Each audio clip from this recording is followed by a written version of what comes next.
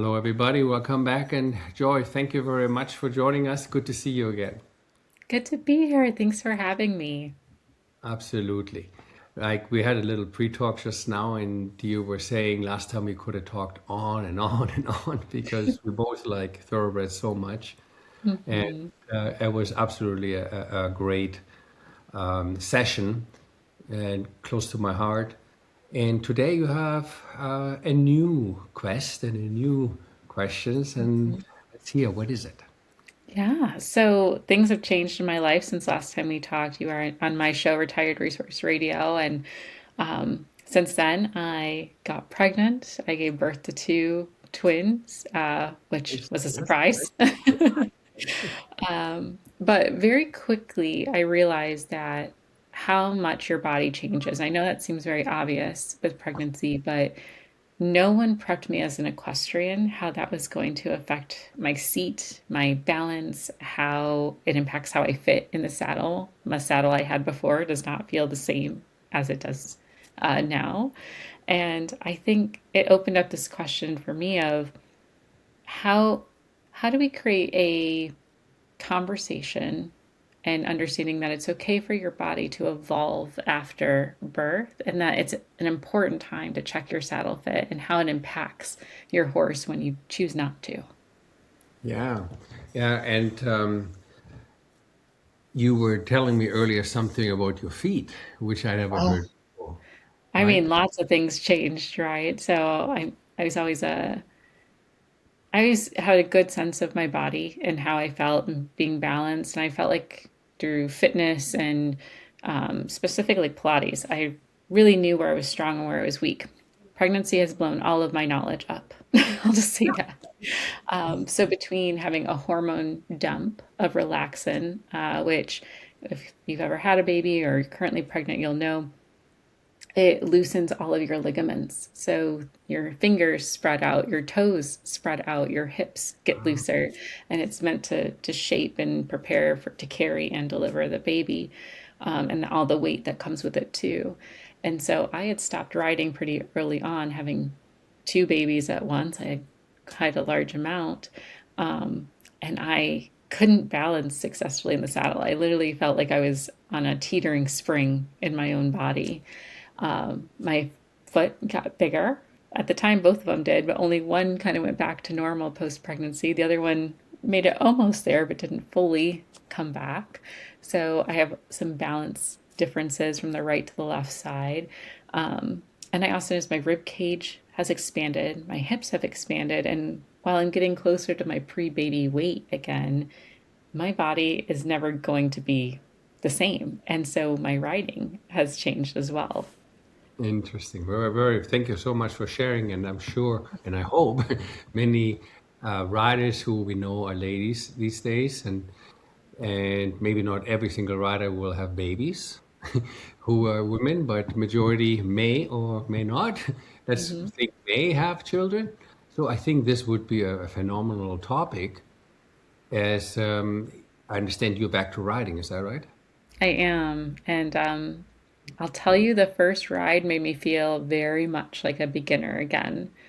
The muscle memory was there, Wow. but my it didn't work the way I remembered it, if that makes sense. Like it wasn't necessarily weakness. That was what I was anticipating is, well, I got to build my riding muscles up. I'll be sore again. And it wasn't that, if anything. Like I'm Mm. exclusively breastfeeding. I feel very lucky to be able to do that, but I am now top heavy in a way that I wasn't prepared for. And also realizing how I've compensated during pregnancy. I have a much stronger left side than right side, where before I was pretty even with both sides. So I'm finding that I close one leg heavier than the other. I like to sit differently, and I'm on a schoolmaster right now, and he exposes every flaw that I'm doing in the saddle. He shows every imbalance I have because he'll start doing lateral work or go into a circle the moment I get a little bit heavier on one side.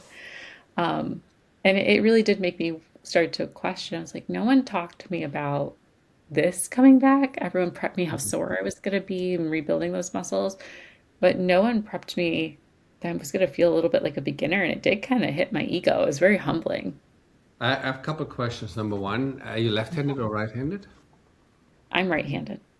And number two is the question, nobody prepped me, I think comes from a certain stage, but why, in your opinion, does nobody prep today's majority of the rider?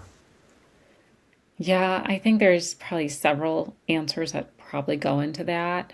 The one I lean into culturally in America, I think we strongly focus on bouncing back. It's almost like we forget the birth happened. Like you've had the baby, you have a couple months to kind of celebrate being this new mom, and then it's Go back back to to work. routine. Yeah, like go back to work, figure out how to be thin again, figure out how to fit all the things in and be a great mom and do, all the things, accomplish your horse goals. What we aren't talking about is the celebration of what your body just did, Mhm. um, and what it had to go through to get there. I think it can become this like taboo topic to talk about, oh, my body's different, because that means you're not going to bounce back. You're not going to hit the standard that isn't real, truthfully. Your anatomy will forever shift. You can look at different autopsies of women who've given birth and haven't, and your whole anatomy shifts when you have a baby. Your rib cage gets bigger, your hips shift and Love, love, love enlarge. the information you're sharing. Absolutely. Yeah. It's Yeah, like perfect. it's life. You're supposed to have it no matter how tiny you are after pregnancy, your anatomy forever shifts. You said something really cool before we hit the record button. You said something, oh, we're going to go back the way we were. You said we evolve. And Yeah. that was That's how perfect. I like to think about it. It's not a We shouldn't look at it as a failure. It's your body fully morphed to create and carry life. Yeah. And in some senses, it's stronger than it ever was going through that. But we aren't celebrating that evolvement. Instead, we look at it as a hindrance because it's not the same. And humans, notoriously, we know don't like change. It's not No. something we're born to be No. into. Yeah. Um, but if you take the moment to like mourn that change and then see the opportunity in front of you, like I'm looking at this opportunity of I get to relearn how to ride and understand my body in a way I haven't had to do in a very long time and lean into that curiosity. It's opened the door of kind of why we are having this conversation of why isn't this a normal topic? Why isn't someone telling me, hey, before you start riding, let's go do your saddle fit again? Because I bet your horse will appreciate it. Because we all know if it doesn't fit the rider, it's certainly not going to fit the horse either, no matter how great the saddle fits on the horse by themselves. Right, right. So I got listen to you. All these questions popped to my head, and one of the things is, would you know any other sport where men and women compete together in the same levels? I mean, your best bet is maybe a local 5K in my brain, but even that is separated. Right. So the other thing is that women, you know, weren't supposed to sit astride on a horse. They should put Mhm. their dresses on. And the last time we really focused on that when we made for that era in time, saddles where the ladies sit sideways. We called it a side saddle. Now, that doesn't mean a guy can't ride in it, but they were specifically made for a girl. And then, while time evolved, after the Second World War, riding became much more than just the military or just plowing fields or going from A to B. It became a sport.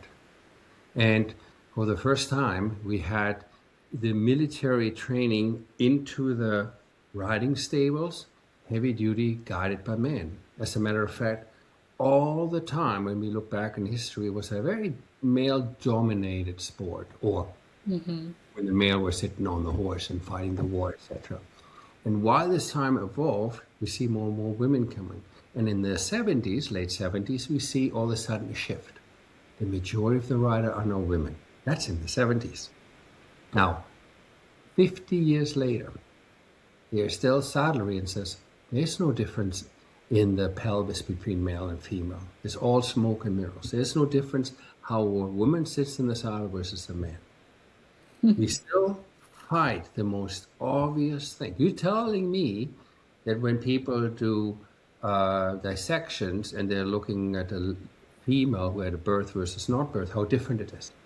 So, which I totally believe. But can you imagine when scientists say, well, there's skeleton in the ground, this pile here are male and this are female. And the number one, they see it on the pelvis.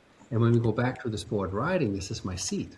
My number one important part is my seat, right? And I sit on the saddle, not like I sit on the toilet or I would sit in my car or at the table. I sit on my saddle as if I'm standing. So that's what we call the saddle sitting, a standing seat. The only thing what's different, me standing on the ground versus me on the horse, is that the weight is not on my seat bone, on my legs. When I'm standing on the ground, my weight is on my legs. But I'm sitting on a horse as a rider, I now balance myself on my seat bones. But I don't think you have met, or you will personally, or you will ever find a riding instructor that says you should sit on your saddle like you sit on your toilet, with your knees up to your nose, round shoulders. You know, they all want you to sit nice and straight. Mm-hmm. What does straight mean? Straight means keep your spine aligned the way nature made your spine. Now your spine comes out of your pelvis and through the sacroiliac joint, you're trying to balance yourself. But if your spine is anchored to the pelvis, which is resting on the saddle, here falls everything apart. And I made a little PowerPoint a while ago, which I would love to share with you. Mm-hmm. And if we look, when we look for saddles for, well, women, then we need to think about, you see here in that slide, you see the pelvis. Mm-hmm. Okay? What I was talking about. So now, of course, you do rising trot, or you do light canter, or you jump, or you're a jockey, you're standing in your stirrup. But the fact of the matter is, you see the spine, how it anchors to your pelvis. So when I am a pleasure rider, dressage rider, or a rider who's not standing in the feet, I'm putting my weight on my seat bones. I'm trying to balance.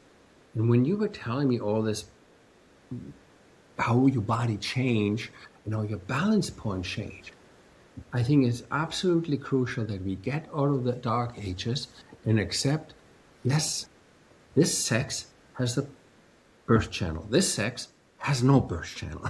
So we have two different, I don't want to go as far as saying species, while some people say actually they are, but no, it's just a joke. So we have two different distinct pelvises, lower backs, neck in the femur, angle of the thighs, all what's important for a rider. And if I take that a step further, okay, and I'm going to look at how I would like to sit, as I said, let me see if I go, here we go. So if, pardon about the word gender here, should sex appropriate, I wrote that before all the gender issue came in. So don't get hung up on that, please. So when I'm a male or a female, I want to maintain myself aligned. And alignment means shoulder, hips, and heels. And when I look at the difference right here, right, it starts with the guy has a longer tailbone, a less arc in the lower back, and his butt cheeks, gluteus maximus, sits closer. Due to the fact that ladies have, from general, already more arch in the lower back, and they have the shorter tailbone due to the fact they have a birth channel. With a long tailbone, that will not happen. Her gluteus maximus sits a little bit more away. So if you bring that down, that tilts your pelvis, that tilts your spine. But that's just one of many big key elements which I, as a saddle fitter or saddle maker, need to address. And if I go with, it's just smoke and mirrors, people want to now sell special saddles for women. Well, we used to do that. We called them side saddle. Because occasionally one or the other lady of the court or had the money to ride or was in the right royal blood to be a rider or fox hunting, she got a saddle. The fact is, now the majority of the rider have adapted to modern times. They don't just wear skirts, they have pants on it, and society lets them sit astride on the horse. But we have not adopted the fact, and the facts drive me absolutely nuts how the industry forces it. And that's why I always say to people, remember, the person knows the how will always follow the person know the why. Why do we have such an ill-fitting industry in this market? I'm going to come back to this. The next thing is, what I just said. In the century, we changed the use of the horse, the breeds of the horse, but also the sex and knowledge of the rider. They used to say, it takes 3 human lifetimes to learn how to ride. Today we have the internet, so I don't have to wait until information from the neighbor's village comes to me, right? So I can get it in seconds these days. So information travels faster. And when I listen to professors from around the world who I have adored and still adored, what they have done to fit the saddle, make sure the saddle fits. Some people like Dr. Sue Dyson in England came up with the ethogram. The horse talks now, we understand the pain in the horse.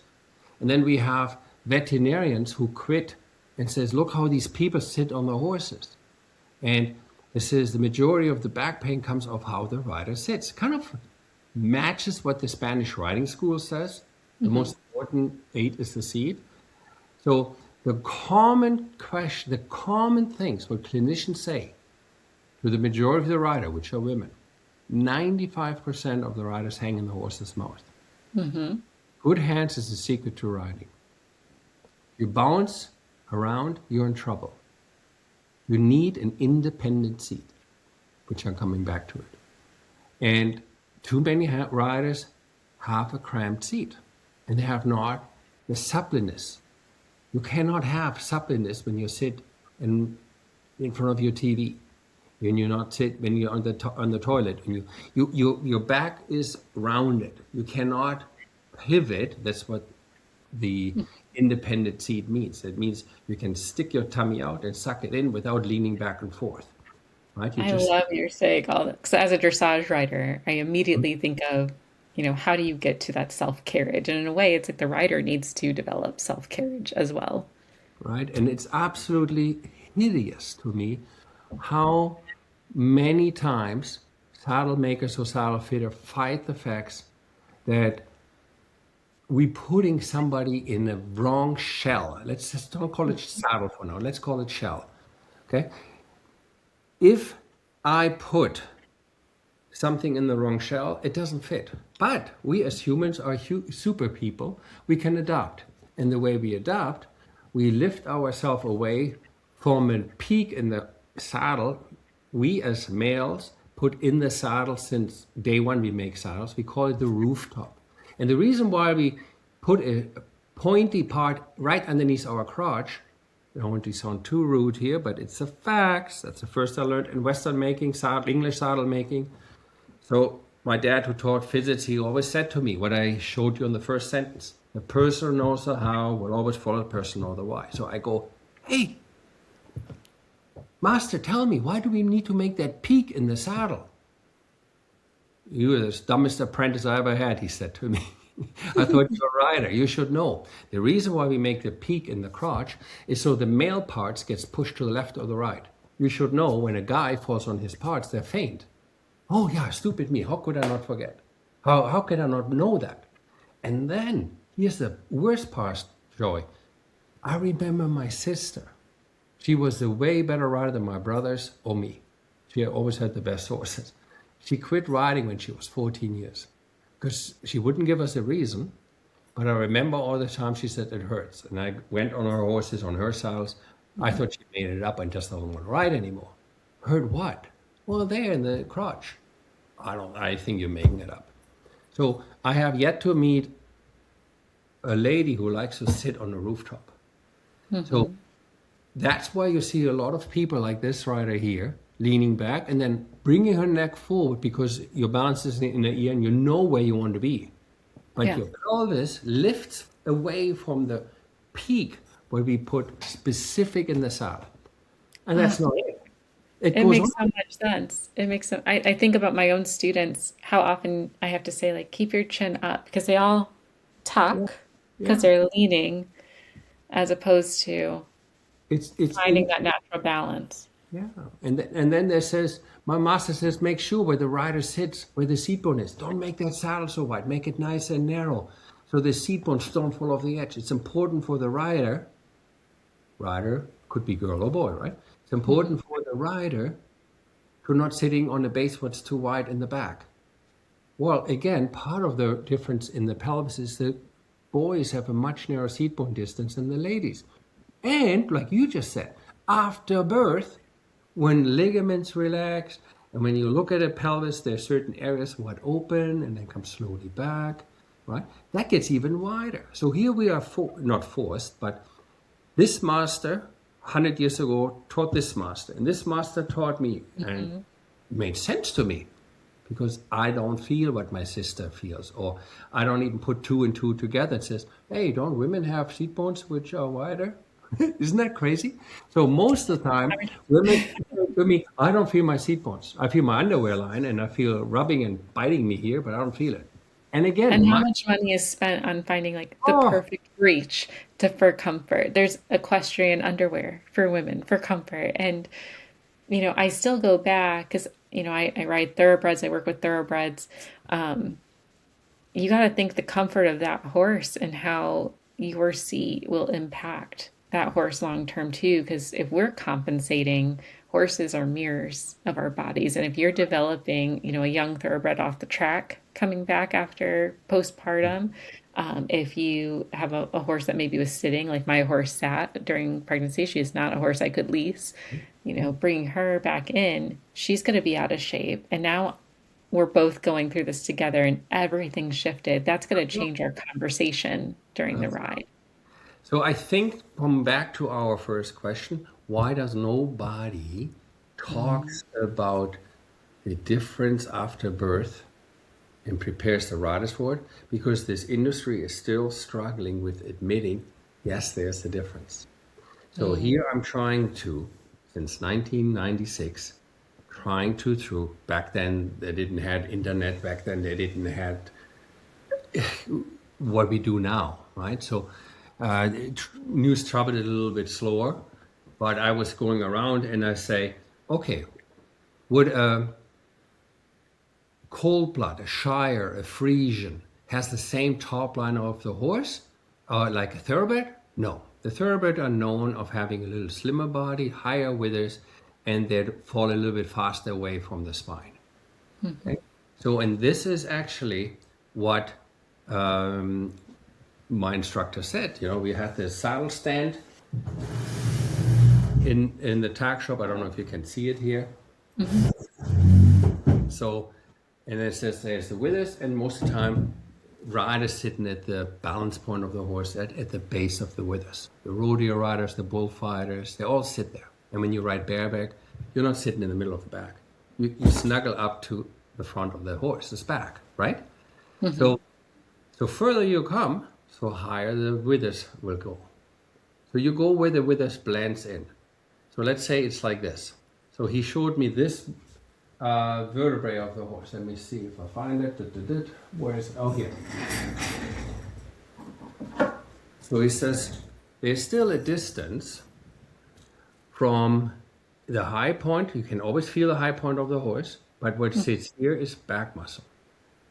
So if I put a pencil underneath the carpet, your eye may not see it, but if you run your hands over the carpet, you feel that pencil, right? So if you put your hands over the horse and put a little pressure on it, you feel immediately the pencil, the high point. So the soft muscles, your seat won't sit in. Oh, is that nice? But this will come up. Because there's nothing that goes down. So this is what's called the rooftop. We simulate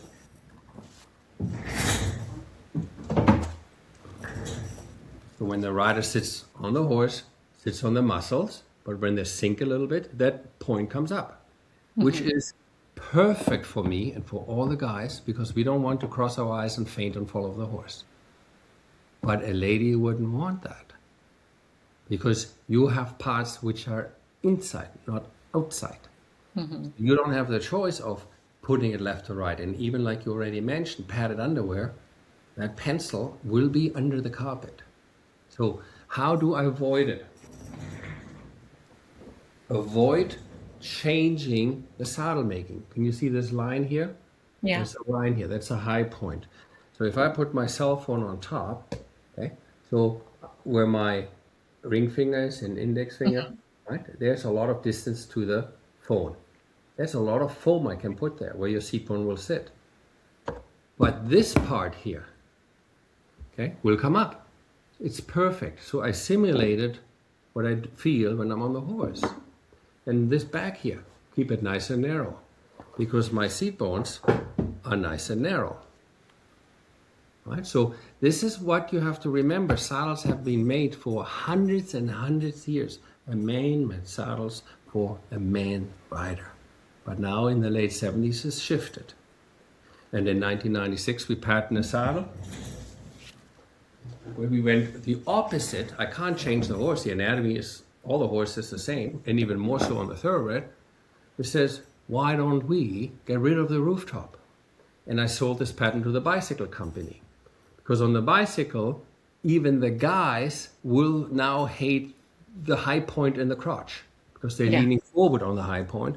Now they rupture that blood, the blood vessel what feeds a certain part. So you can't have that constant pressure there. You're not sitting upright like a rider on the bicycle. So the bicycle company bought this patent from me. We now have a saddle with a hole.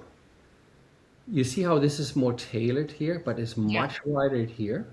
Women have wider seat bone, but your thighs have a Q shape. We don't have a Q shape. How does a rider or a person gets a Q shape in their thighs? The distance from your hip socket to the outside, what makes your hips, is that length of the neck of your longest bone, the femur. So when you describe a lady, sometimes you do this shape, right? You would never do that with a man. You say, oh, look at his chest, and he has a good waist, and poof, go straight down. It's all very like hard linear. Yeah. There you go, right?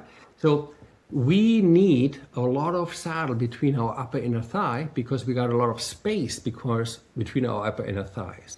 Our muscles is more in the back. We have oval thighs. I don't care if I have skinny thighs or strong thighs, they're oval.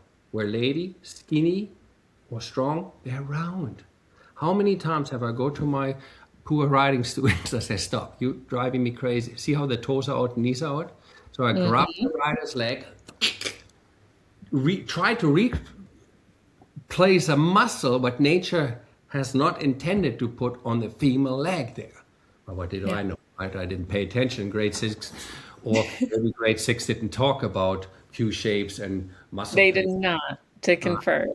I had to boost your ego for this call. They did not. And I love that you say that too, because so often, and I feel like this is across industries, and I'm not trying to get political, but I feel like it's very common to blame the rider that you're weak, or you need to build muscle, or you're inexperienced, and that's why you can't get it, when actually you are forcing yourself into something you're really not supposed to be fitting into. You're fitting a square into a round hole. I love that you say it, because ever since I was a kid, I was told, try harder. And what do I get out of it? Tight hip flexors, back pain, inconsistency. And you're working much harder than you need to work. Joy, when I was going through this and I not all of a sudden found the Holy Grail, I just had somebody who was on the Canadian team and says, you're going to talk to my gynecologist. And I says, no, I'm not going to go to your doctor. And the doctor had a wife, and she was a rider too, and he was curious enough to come to my little tack shop back then to say, okay, where's this guy who makes saddles? Show me how you make saddles. And I was saying, probably put the peak in here, we don't make it too wide. And he goes like, oh, the worst thing you can do. Yeah. You know the difference. And then he taught me. And I learned so much, but what I really learned a lot was when I met this gentleman. He is also a writer, and he wrote this book. And when he said chronic bladder and kidney infection for ladies come from a saddle who ride, hip and knee pain come from a saddle from women who ride, and long-term damage, L4, L5 disc issue come from a saddle, I denied everything because I'm a saddle maker. Of course, I don't do something like this, but hurt 95% of the riders. I lived in this cognitive dissonance because I didn't see why. Remember the saying again? The person knows the how, blah, blah, blah. So then I said, okay, I need to know why. Why do you make a statement? Why do you write this book?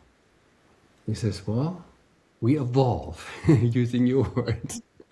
We allow ladies now on the saddles, but what doesn't evolve is the saddle industry. Now, the clothing industry in this equestrian industry has understood. Go to the tag shop, 95% of the clothes there is for women. Yeah. If you're a guy and you want to buy riding breeches or whatever, good luck. Get them custom made.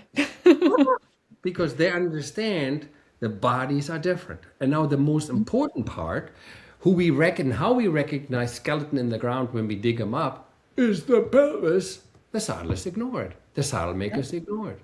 So this person says, okay, what happens to your body if you refuse to drink water? Well, you Eventually die. Eventually it will caught up to you.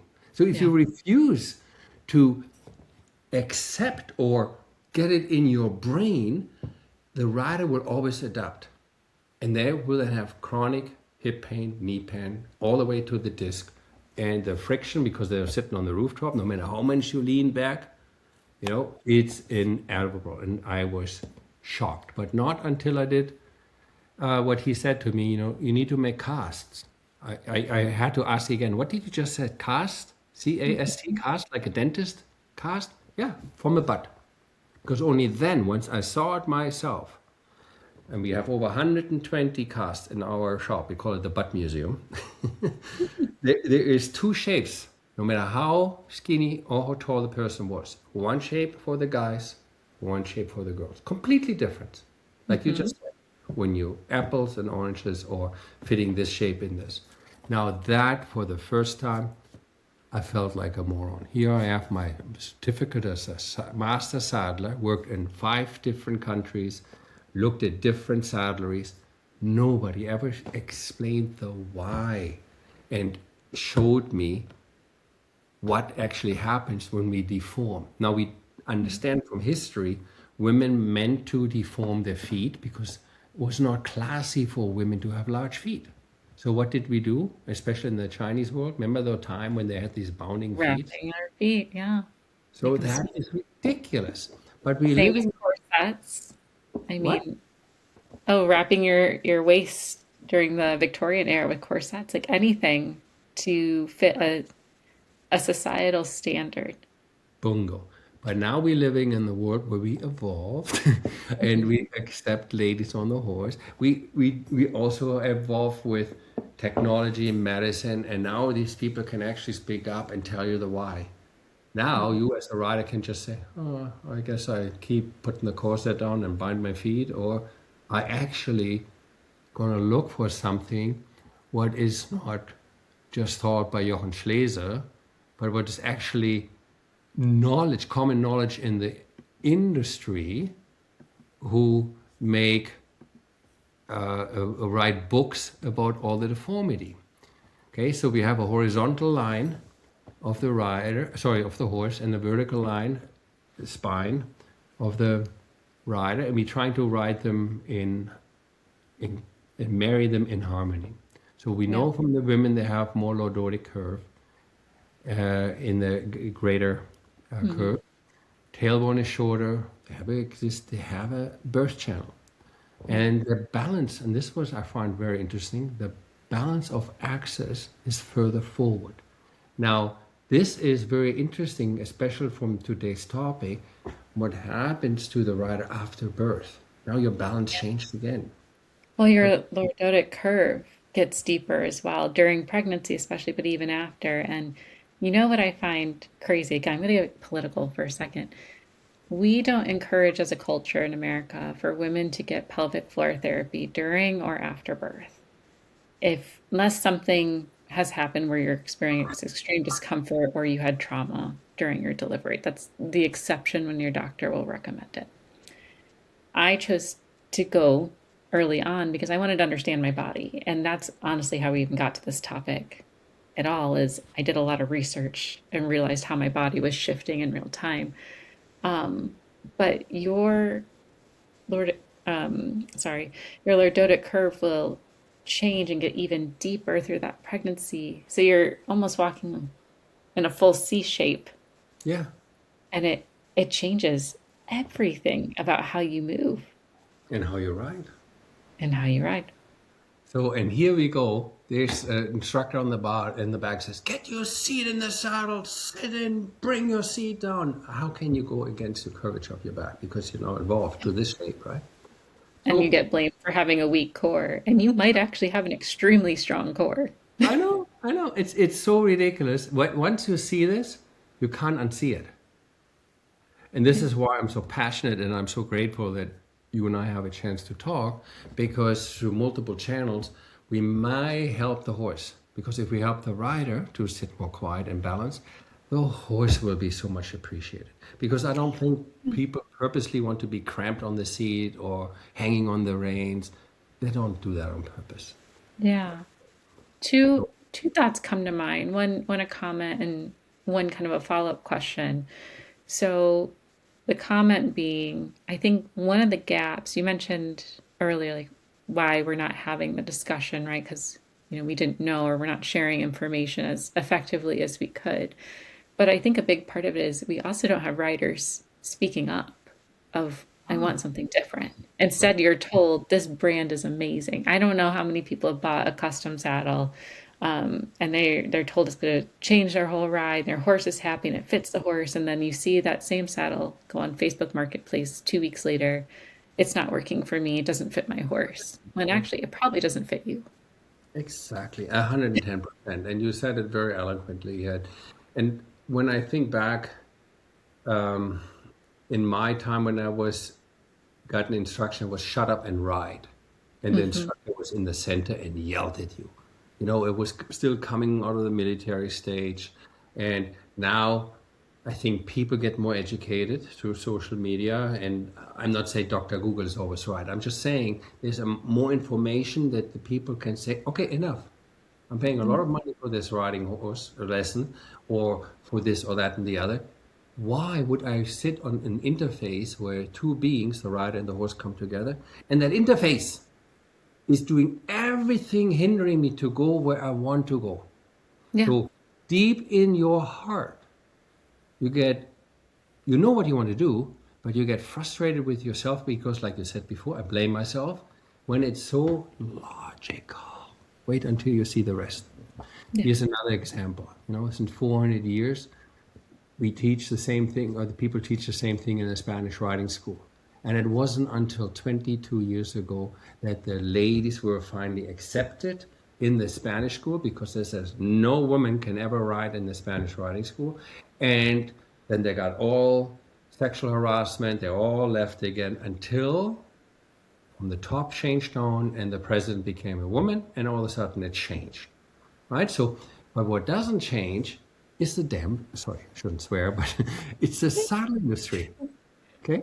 Because for years we make saddles for men and men make saddles. Yes, for 1,000 saddlers you may find 10 saddlers. Men made bras too, and we learned that how many women love to take their bras off as soon as they got home.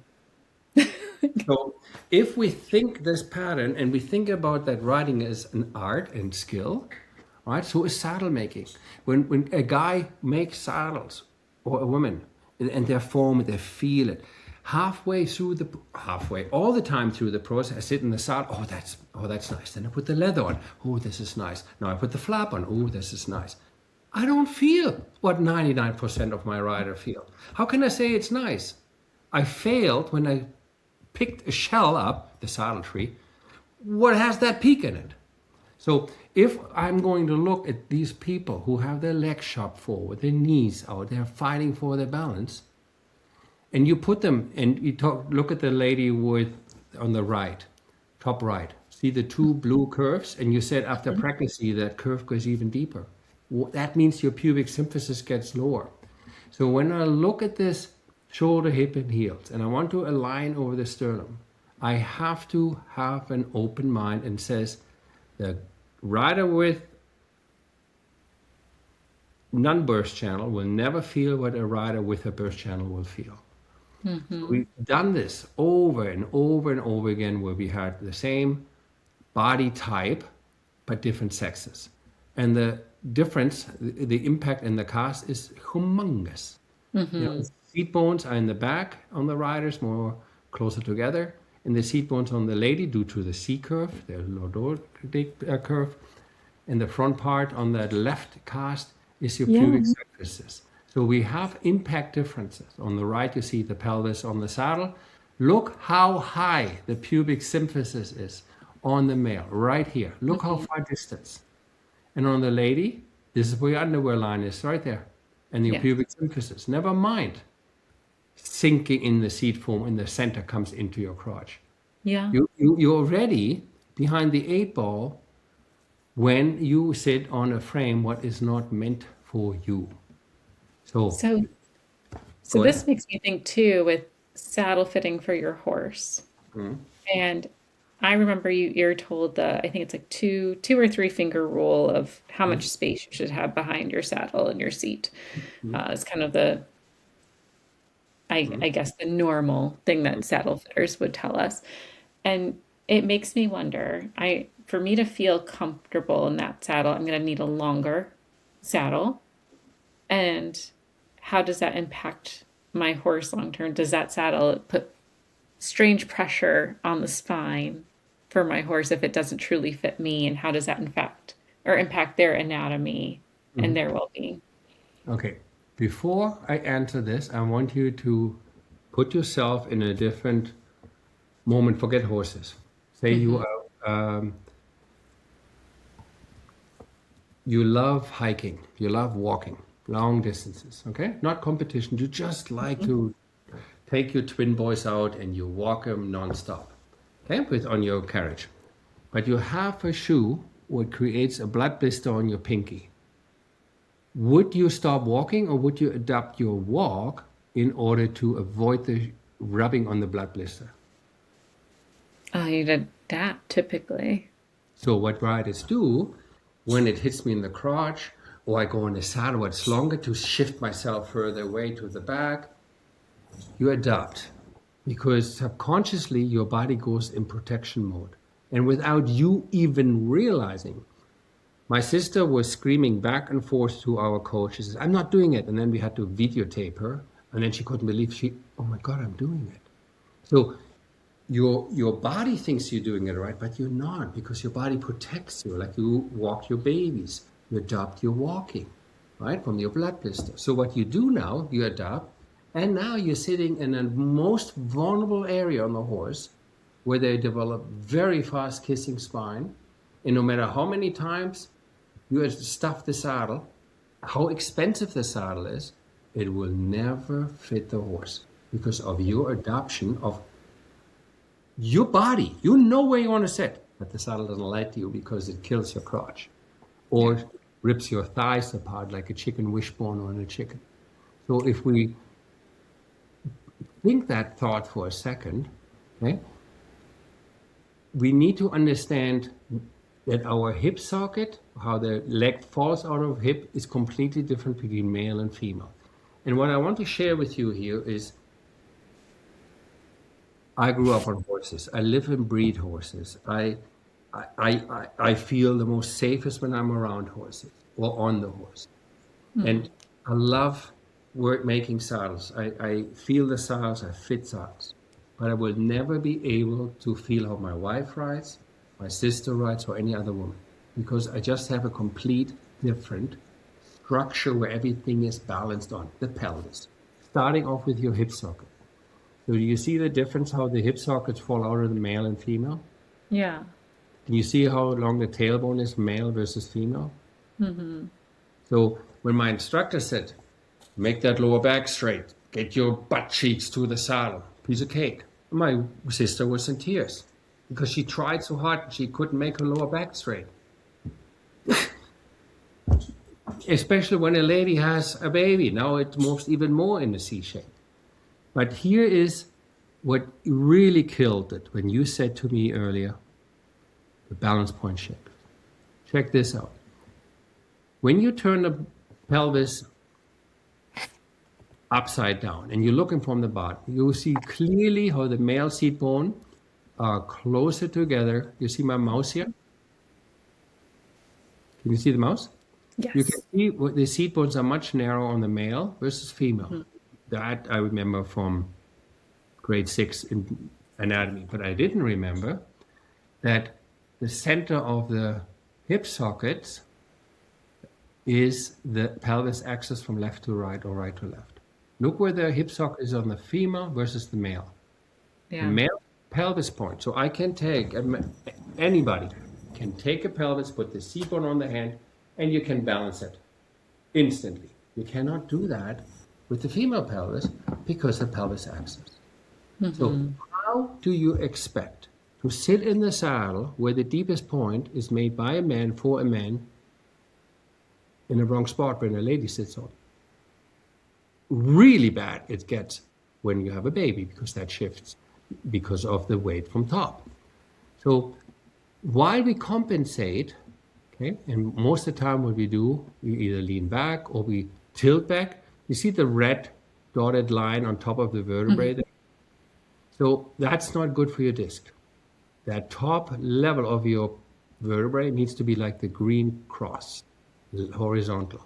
So when you tilt away, either from the withers or from the ill-fitting saddle for the rider, or the pelvis axis is off, you can adopt.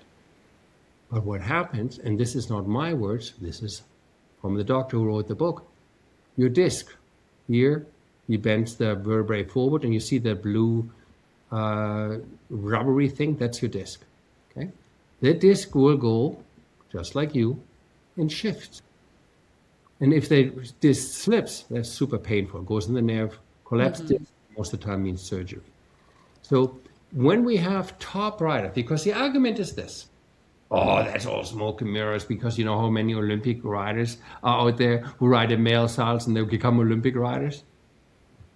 Okay, how many of those had lower surgery, L4, L5?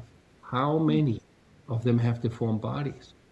How many people deal with unnecessary lamenesses on the horse caused by ill-fitting saddles? I mean, I think there's a reason we all say most riders would not pass a pre-purchase exam. Right, and back to I really become like this broken record here, but if we all start with this sentence, the person knows the how, follows the person knows the why. If I figure out where does the problem start, then start fixing the problem there.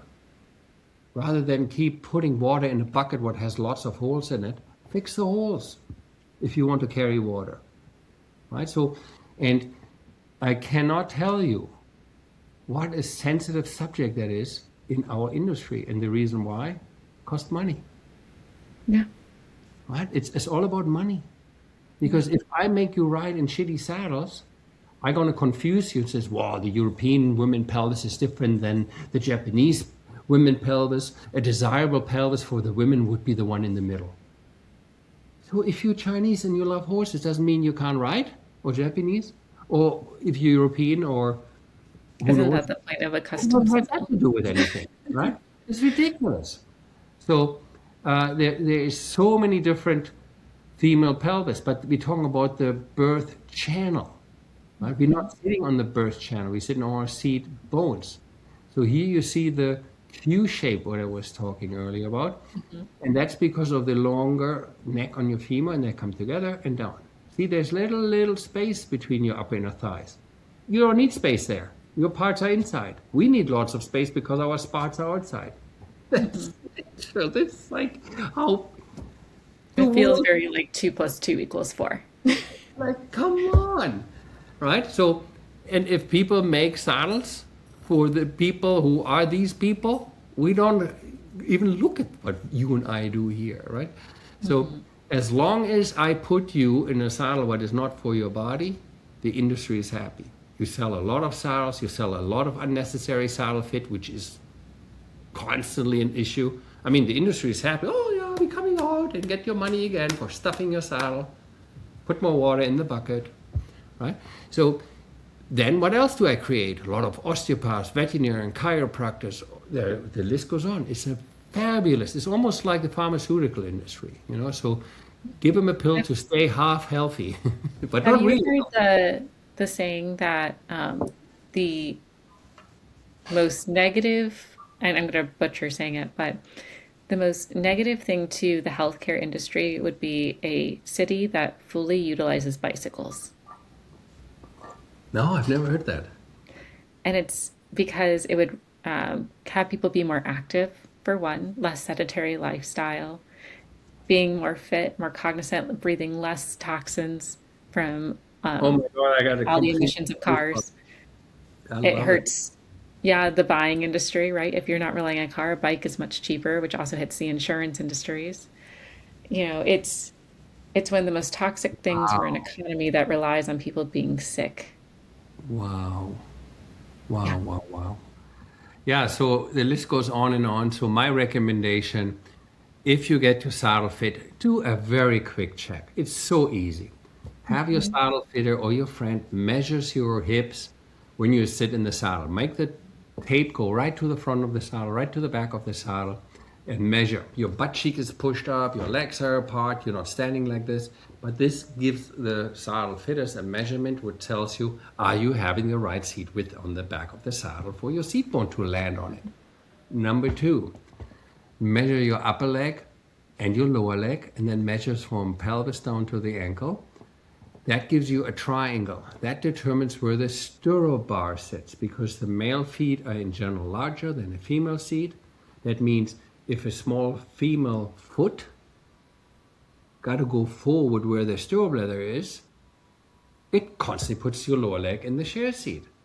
It's a pendulum issue. By moving the stirrup bar back, your legs stay down there. Many women said, oh, I ride much better without leathers than with leather. Yeah, because the stupid stirrup leather doesn't jerk your leg forward. So by measuring your upper leg, lower leg, and the length of your leg, you can determine very, very, very fast where your stirrup will be. And then the next thing what I like to show is two saddles, and everybody can do it. I'm going to stop the presentation for this to show the saddle. Jumping saddle or dressage saddle or polo saddle, it doesn't matter. When you have a saddle, all you need to do is, this is the front roll, we call it the pommel roll. Every saddle has one. You put your pinky on it and your hand like this.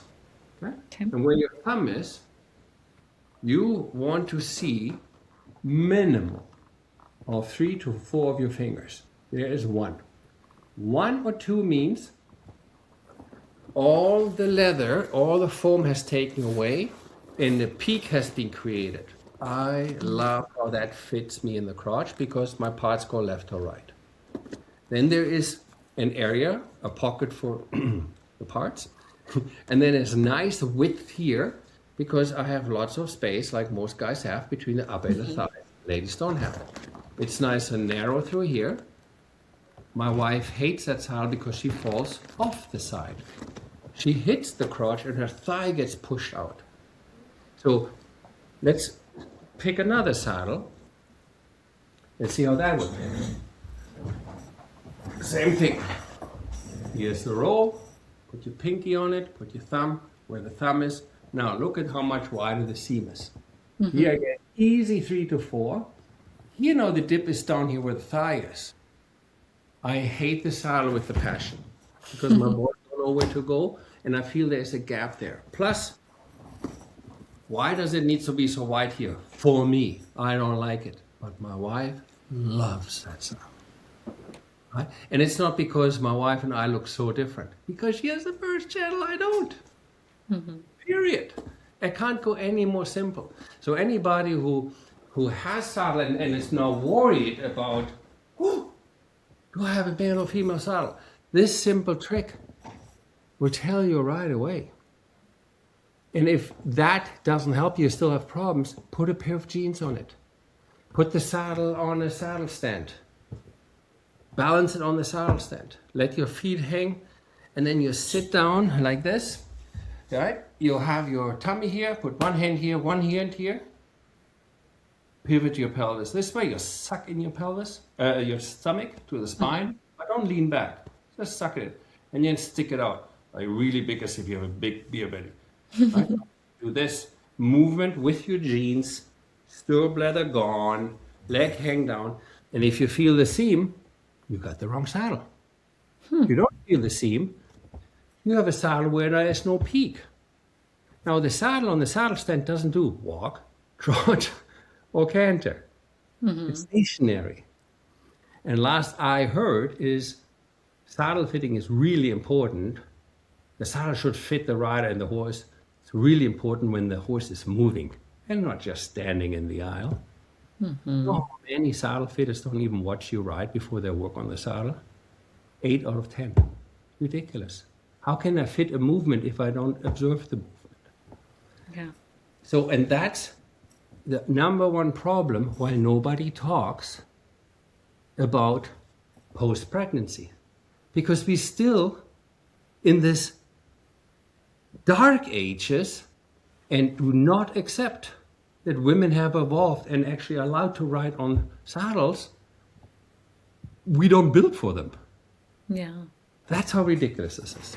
So I'm sorry I'm a little bit passionate about this subject, but this drives me crazy as a saddle fitter when somebody says, stuff my saddle.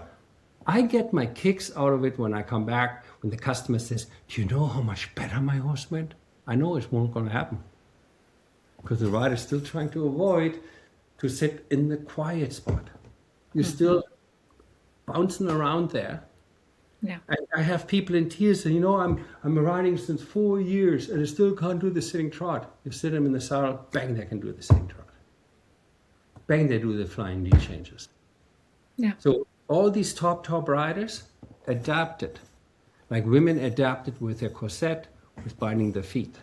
We as humans will do whatever it takes to adapt if I want to go what I want to go.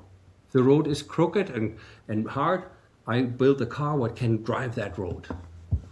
Yeah. So we need to understand when we talk about love, harmony, kindness, feel, then we need to start with acceptance and understand that when I melt two beings, human and horse together, have the interface match the top as well as the bottom. I love that, especially when 90% plus are the buying power in the industry. I think it's time for a change. I really do. And it helps when people like you and me, we just talk openly. Yeah. And sure we will hit people's nerves, and sure we will say to the one or the other, that's just sales pitch, smoke and mirrors. Fine. But I'm going to ask them and just very simple, say to them, listen to your body. Yeah. It's like if people know what a chicken wishbone is, do you know what a chicken wishbone is? I do. Right? So eventually it will crack. And for me not to crack my hips, I turn my toes out, push my lower leg forward, then all my weight, you asked me earlier, do I just go a bigger saddle, sit further back? No. They go in an area where the horse cannot sustain pressure. Yeah. And your ligaments,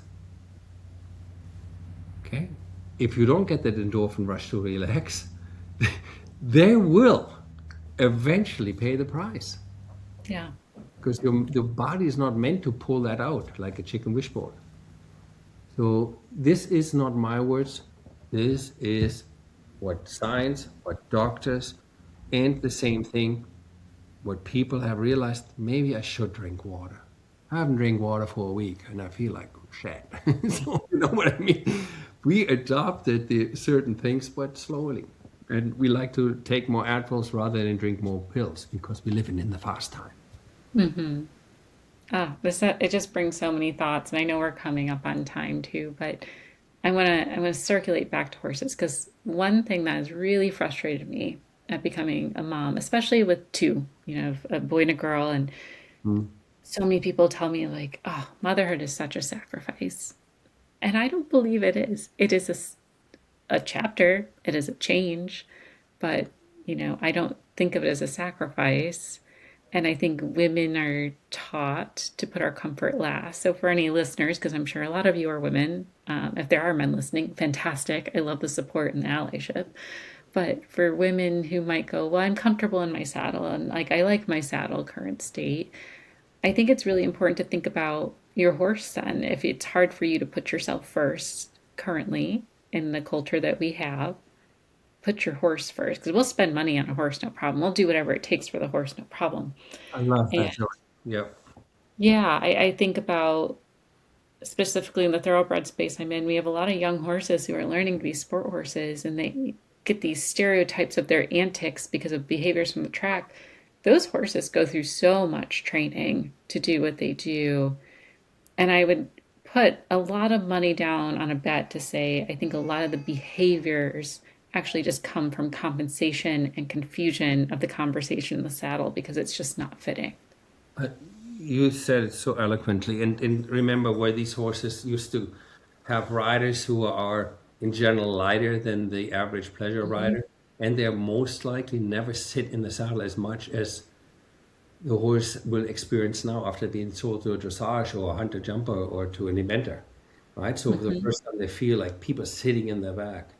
So the horse will pay always the price. That's why I said I get much happier when I have customers who tell me, oh, my horse moved so much better. And I get unhappy if the rider doesn't fit in the saddle.